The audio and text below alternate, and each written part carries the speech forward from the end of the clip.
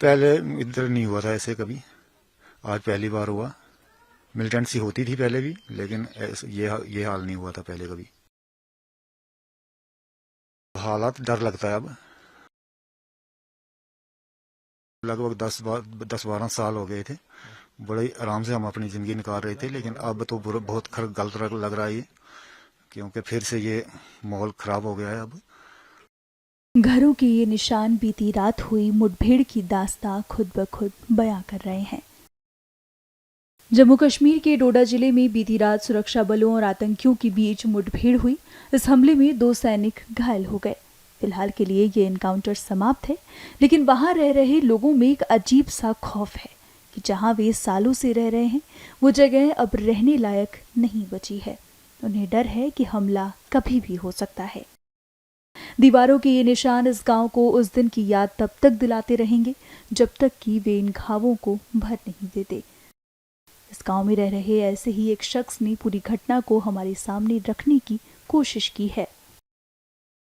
ये हमारा गांव दछवाटा है, ये साथ में लोअर हाई स्कूल के साथ में हमारा घर है।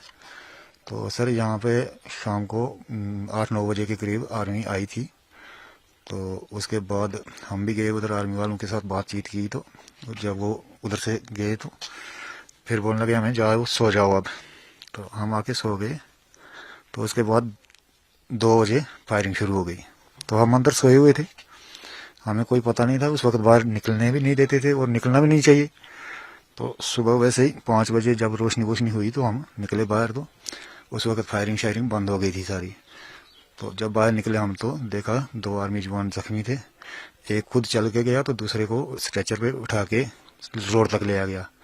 तो उसके बाद का कोई पता नहीं है। अब फोर्सेज वगैरह यहाँ पे अभी है, बाकी मिलिटेंट जो कुछ था तो वो भाग गए थे कहीं रात को ही। कितने बजे ये 2 बजे शुरू हुआ था तो 5 बजे तक रही फायरिंग।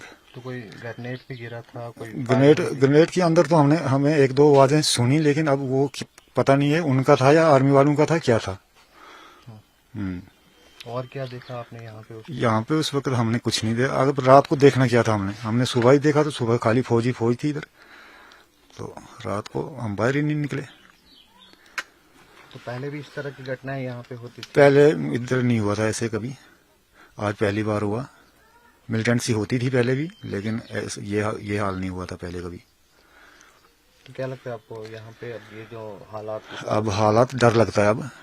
अगर ऐसे हालात बने रहे तो डर तो लगता ही है। तो इस आसपास में कितने घर हैं? घर तो बहुत ज्यादा है इधर सर, 200-400 के करीब घर हैं।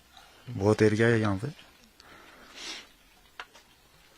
तो अभी किस तरह से आप देखते हैं इस चीज को, सब चीजें, ये जो आतंकवादी जो लगातार हमला कर रहे हैं, क्या लगता है आपको? और इससे पहले जब यहाँ पे मिलिटेंसी फ्री था ये एरिया, तो उसमें कितना अमन चैन था और अभी क्या है? उस वक्त तो लगभग 10-12 साल हो गए थे, बड़े आराम से हम अपनी जिंदगी निकाल रहे थे, लेकिन अब तो बहुत गलत लग रहा है ये, क्योंकि फिर से ये माहौल खराब हो गया है अब। तो डर लगता है। तो पहले इन दिनों भी आपने कोई सुना था कि यहाँ पे कोई लोग ऐसे घूम रहे हैं? ना, पहले हमने नहीं सुना कुछ भी। वहीं डोडा की डीआईजी एनकाउंटर वाली जगह पहुंचे। यहां पहुंचकर उन्होंने एनकाउंटर को लेकर सारी जानकारी ली और मीडिया से बात करते हुए इस बारे में बताया भी। सुनिए।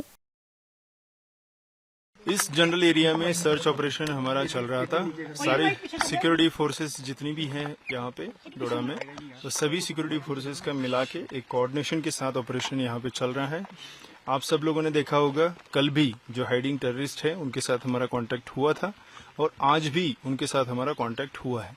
सर्च ऑपरेशन प्रोग्रेस में होने की वजह से अभी मैं आपके साथ सारी डिटेल शेयर नहीं कर सकता हूं। ऑपरेशन हमारा प्रोग्रेस में है और जल्दी कामयाबी मिलेगी। अगर आप ये वीडियो YouTube पर देख रहे हैं तो हमारे चैनल को सब्सक्राइब करें और बेल आइकन को दबाना ना भूलें। अगर आप Facebook पर ये वीडियो देख रहे हैं तो हमारे पेज को लाइक करें।